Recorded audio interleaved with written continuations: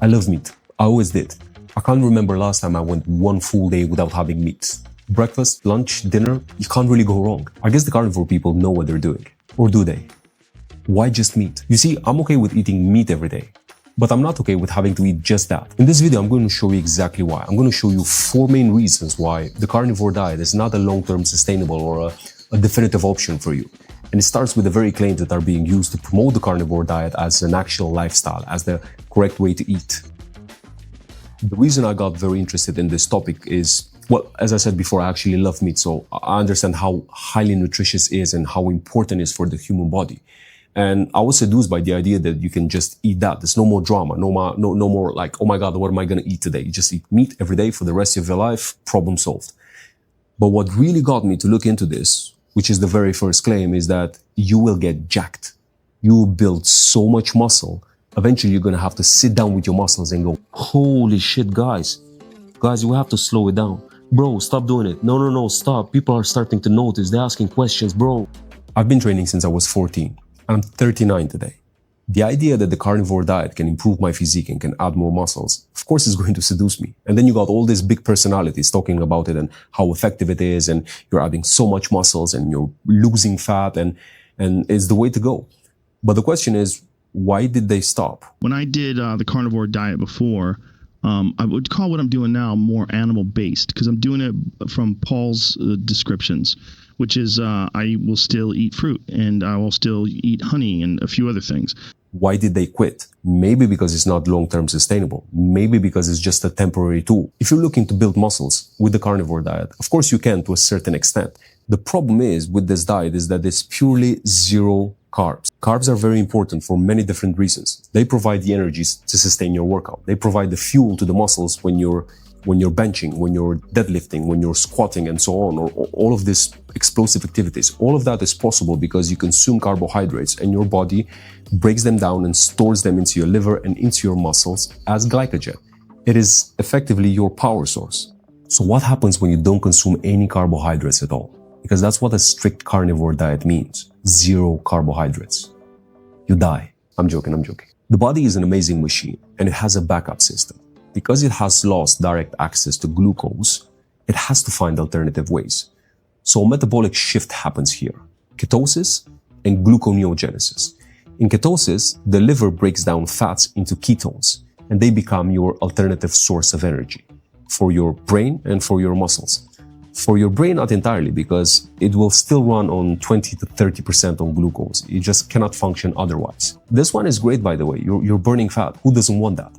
The problem is with the gluconeogenesis, which instead of burning fat, it breaks down proteins. If you have enough proteins and amino acids in your bloodstream, your muscle is safe. Otherwise, your muscle will have to sacrifice. And to me, already that is a small red flag, because now your muscles and your metabolism are both competing for the same resource. The second issue that I have with this is the fact that the gluconeogenesis is slow. Your body can burn very quickly through glucose, which is required for explosive training or for heavy lifting, which is required for building muscles. But absent that, you're going to feel the difference in the gym. The difference there was my workouts were a little flat. There's no flatness to my workouts with the fruit. Keeping the fruit in and keeping the carbohydrates from the fruit and the sugars from the fruit, I don't have any problem with workout. Even fasted workouts are better. Because the fuel is not there, and it takes time for the gluconeogenesis to convert proteins to glucose. Now, heavy carnivore diet promoters will actually admit that. They will admit that by saying that, look, your body in time will adapt to this, meaning it will get better and more efficient in turning proteins into energy quicker. But my question is at this point, why do I have to adapt to this? And this brings me to point number 2, adaptation. The carnivore people claim that your body in time will adapt to eating just meat. And this is because they had to recognize some of the issues that your body will face long-term by eating just meat. And we'll get to that later on. The thing is, just because your body can adapt to something, it doesn't mean it has to. If I need to adapt to something, there needs to be a valid reason for doing that. So what is it? Why do I have to adapt to eating just meat? Is there a problem that I'm looking to solve? What's the actual benefit? Because look, the body is conceptually an amazing machine. It can adapt almost to anything. I'm pretty sure that we could probably adapt drinking our own urine. Imagine that, a little sip every day, slowly but surely, probably in 100,000 years, we will be able to fully drink our own urine, operating in this closed rehydration cycle. Imagine that. That would benefit not just you, but everyone else and probably the entire ecosystem. That's a little bit gross, I know. And by the way, I'm not drinking my own urine, just to let you know, for the moment. Most people go on the carnivore diet because they think they are going to solve their health issues. And in very rare extreme cases, that's actually a thing. But for most people, at the beginning, when they go on the carnivore diet, they will tell you that they feel amazing. They lost weight, they feel more energetic, their inflammation has reduced, etc. The thing is, it's not the meat that does that. Sure, again, meat is very nutritious. I eat it every day, but it's not the meat that makes you feel that way. It's not what you're having, it's what you're not having. Because you're eating just meat, you're not eating all the other stuff. And within that, all the other stuff, there is added sugar and, generally speaking, heavy processed food. Foods that once you read the label, it has an extremely long list of ingredients that you need a special chemistry degree or something similar to actually understand what it contains. That's actually what makes you feel better, is because you're not having that. If you remove just that from your normal diet, you are going to feel exactly the same as you do when you're eating just meat. But again, with the meat, it's just at the beginning, because later on, complications starts to arrive. Those complications can be quite serious, and honestly, they deserve a totally separate video. For me, I can tell you that it's enough to persuade me to never consider a strict carnivore diet. But for this video, I'm just going to carry on with the next two reasons, I would never recommend a carnivore diet, because it doesn't make sense. Eating just one thing simplifies food choice. Of course, there's no more drama. There's no more, oh my God, what am I going to eat today? What do I need to buy? What do I need to cook? How am I going to prepare it? And by the way, that's also the reason which for people will eventually start having very bad diets, because they're going to go for quick solutions. They're going to go for the takeaway. They're going to go for the fast food, where you're getting all of that added sugar and, generally speaking, the heavy processed foods. So the carnivore diet will fix that problem, but it will create other problems on the long term. Because look, your body needs a lot more than just proteins and fats. And by the way, not all meat has the same fat content, which you need for your hormonal balance, amongst other things. You need carbs, which now your body is forced to break down from your muscles if amino acids are not present when required. Everything gets a lot more complicated the longer you go. That's why most people quit the carnivore diet, because you have to become a chemist, a nutritionist, and why not? And very few people live that way. And the point is that they actually live in a constant deficiency, despite the claims.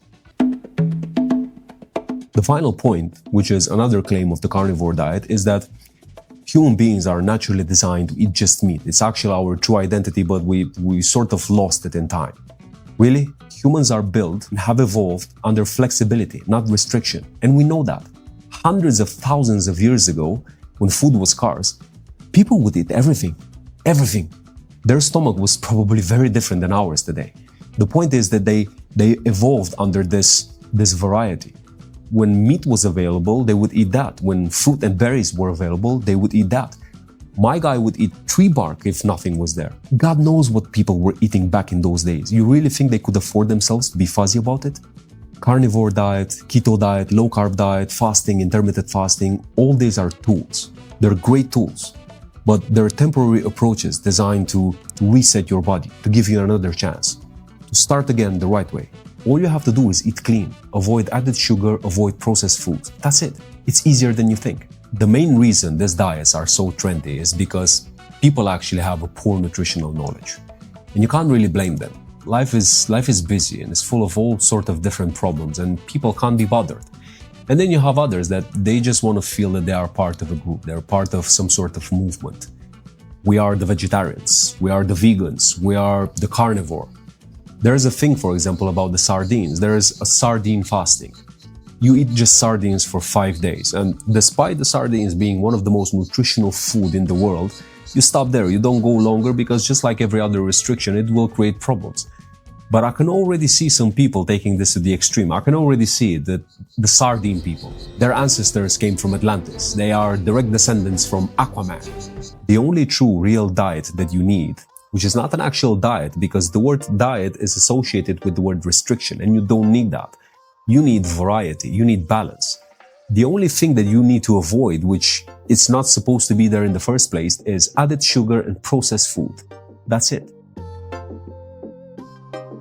If you like more information and more content on this topic, you can check this video right here, or alternatively, you can check my full Spectrum Nutrition playlist. In the meantime, guys, thank you very much for watching. Hope you enjoyed the video. Hit like, subscribe if you're new to the channel, and I see you on the next one. Peace.